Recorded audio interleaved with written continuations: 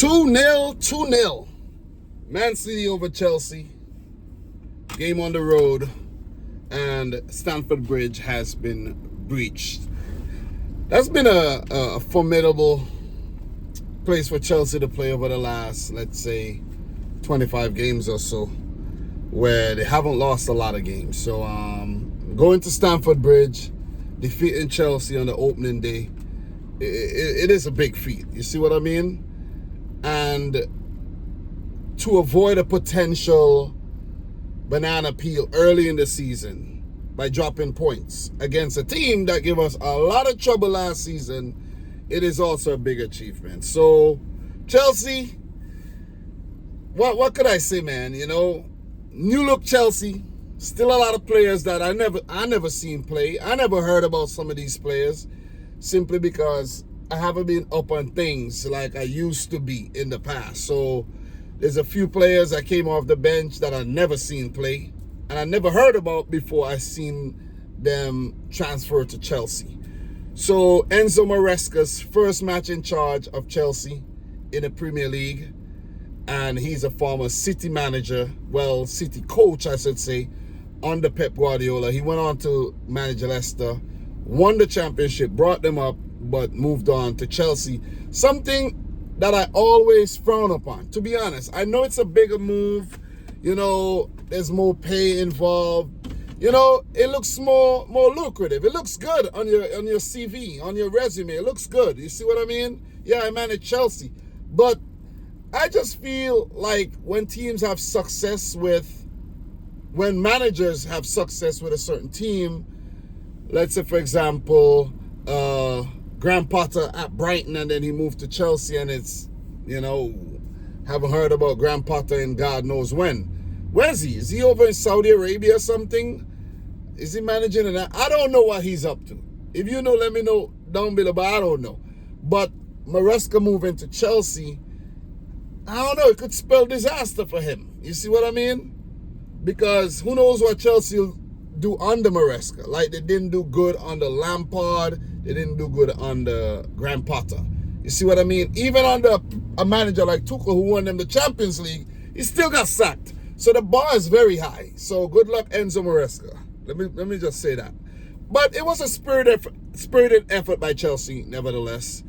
The youngsters, I think it's the youngest team or the second youngest team ever started. I am not 100% sure. But if I go back, let me see if I could go back to the insights here to see if there's a stat like that. But I'm pretty sure there's some crazy stats in terms of the let me see. Let me see if there's any age stats here. There's no age stats, but the commentators did talk about the age stats. But Chelsea started the game winless in their last 6 Premier League meetings against City, drawing 2 and losing 4 since a 2-1 win away in May of 2021. And they also defeated City in the Champions League final, a day I still dread up to this day. You know, it should have been 2 Champions League titles instead of 1. And I'm still yet to actually celebrate the Champions League title on the channel and really celebrate the 4-peat on the channel. I'm not going to rub it in anybody's faces. But I have to say, the boys went out there today and they look good. I am impressed with what I see. You know, City has definitely hit the ground running. Still a few chinks to iron out, of course. Still a few big names absent. Big names in the start. This is not the settled 11. Does City even have a settled 11? You see what I mean? You could argue that. You could really argue that. So today, Haaland in the 18th minute, set up by Jeremy Doku. Really, really good move. There was some skepticism with that goal in terms of a Bernardo, you know, whether Bernardo Silva was offside or not. But, you know, he was deemed to be onside via the VAR review. And Mateo Kovacic scoring against his old team, a screamer in the 84th minute to seal the deal for the Sky Blues against the Blues of Chelsea. So I feel good, man. I hate losing. Everyone hates losing, right? But to lose an opening there and to lose against Chelsea, it is painful. Let me just put it out there. It is painful. Because the Chelsea fans not going to shut up. They're going to feel like they're about to be title contenders, you know. And any sensible football fan could look at this Chelsea team and see that they're not title contenders. The team is way too young. I'm not saying a young team can't do it, but not in this Premier League where you have an Aston Villa, a Man City, an Arsenal, a Liverpool, even a Spurs. I'm not even going to mention United. But Chelsea are not going to do it. So for them, under Todd Bowley, Enzo Maresca, they're currently building. You see what I mean? They do have a congregation of players, and they need to trim their squad. They need to finalize their squad and, you know, just tweak their team to where they need to be. Chelsea is still a team that's very much experimental, to say the least. But they did put out a spirited effort today, you know what I mean? Let's give it up to guys like Caicedo, you know, roughing up players in the midfield. Enzo Fernandez, Romeo Lavia starting I think it's his first Chelsea start, if I'm not mistaken. Coming back from a long injury layoff. Guys like, you know, Fofana, who's been plagued by injury. You know, so it should be positive for Chelsea to have these players on the field. Christopher Nkunku as well. Cole Palmer looked good, former City man. He looked really good. You know, Malo Gusto had his hands full with that Jeremy Doku all day. You know, but for Chelsea, you know, they still got a lot of work to do. Let's just put it out there. They still got a lot of work to do. You know, Nicholas Jackson, offside with the tap-in, should have been onside and that goal would have stood. Still got a lot of work to do. Chelsea's just a work in progress. Let's just put it out. Let's just put that out there. No debate about that. There's still a work in progress.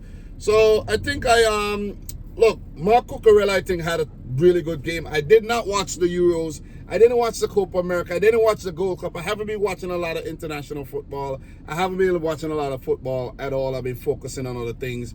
But I'm back in the swing of things now. You know what I'm saying? And I do have a lot of catching up to do because the sport is so fast. It's like there's so many games played in a short period of time that if you stop following football avidly for like a year or a year and a half, the game moves on from you. You see what I mean? It moves on. So definitely, you know, solid performance by Chelsea, nevertheless, despite them losing. But, you know, all credit and kudos goes to Manchester City. Savinho, he picked up an injury in the game. He did look good. Hopefully he's fine for the next match. De Bruyne, look a little rusty, but, you know, with more game time, you know what he could do. Bernardo Silva is very, you know, talismanic as usual. Doku, I think, was live, very, very live in this game. Haaland popping up for that goal, skillfully chipped over the goalkeeper, you know, and held his poise when it mattered the most. I got to give a lot of credit to Mateo Kovacic, though. You know, he slips under the radar quite a lot. And I don't know how Chelsea allowed this player to leave for that cheap, too. You know, that was a gem. That's great business by City, though. And I'm very, well, look, bringing in a player like Kovacic, no wonder a man like Calvin Phillips is, you know, surplus to requirement. Think about it. Rico Lewis playing more of a floating role, right side midfield, and more, you know, helping out with defense. Look at his maturity. So Vardiel, Akanji, Ruben Diaz in defense, those guys are solid. Edison looked a little, you know, slippery today, I have to say, you know. Looked like his mind is on some hottie in Brazil or something, you know. I don't know. I don't know. But all in all, solid performance. Big up to Pep, doing his thing as usual. Big up to Juan Malio, his sidekick, doing his thing. Off the bench, Phil Foden, you know, he's going to come into his own as well as the season progresses. And he was the only sub. That's the thing. Pep could have put out, you know, give other players a run out, but Pep is such a perfectionist that he didn't felt the need to do it. You know, so I feel good about the win, man. You know what I mean? I don't have much more to say. Fluent football, we know what City, you know, are capable of doing. We know what, you know, you guys are used to seeing week in, week out. That just Manchester City stuff. Quality football, top-notch football. Champion football. City gonna do the 5 feet this season? I think so. Who's gonna stop us? Not Arsenal. Not Liverpool. Not United. Not Spurs. Not Villa. Surely not Chelsea. Guys, I could go on and on and on, but I'm gonna leave more of a reaction for when I do a summary. Spurs do play Leicester tomorrow. Leicester's return to the Premier League. And in terms of after that game, I'll actually do a summary of all the game. I'm gonna watch over the highlights for all the matches and, you know, write down some notes and things and just do a nice long 45-minute, maybe an hour summary. Not live, but I'll do something. I'll patch together something, man. So in terms of the next fixtures for Chelsea, they play Wolves on the road, and for City, they'll play the first home match of the season against the newly promoted Ipswich Town. Just before I do move on to the next, well, close out this video, I should say, in terms of the stats here. 10 shots on goal for Chelsea. Pretty even with the stats. City 11, City 5 on target, Chelsea 3 on target. Possession, 52% for City, 48% for Chelsea. So, like I said, I think I give a quality assessment of what Chelsea did. They were solid. But they just need a bit more tweaking and polishing up. Guys, I'm going to leave it right there, though. I'm pretty sure there's a few things I missed, but give it up to Anthony Taylor and his refereeing team. Quality refereeing. Could have been a few boo-boos here and there where penalties could have been given where there was no penalty present. But I think the refereeing so far has looked solid. There's been a few things in the other games that I haven't seen yet. But from what I've seen, solid. And I'll give my criticism on the red cards and things that happen in the other games when I do the summary, though. I'm going to try to be as consistent as possible this season, guys. And I'm going to find the time to drop the videos like I just did while driving. I just picked up a pizza pie. I'm taking it home. But on my travels, I figured I'll do a summary of this game, because if I don't do it now, it won't get done. But guys, I'm your boy Dam. Subscribe if you're new. Like the video if you haven't yet done so. Let me know your thoughts down below. Let me know if I miss any major talking points, man. Let me know how many goals you think Erling Haaland will score this season. So, until next time, thanks for watching. Peace out. Rich Squad. Yeah, baby.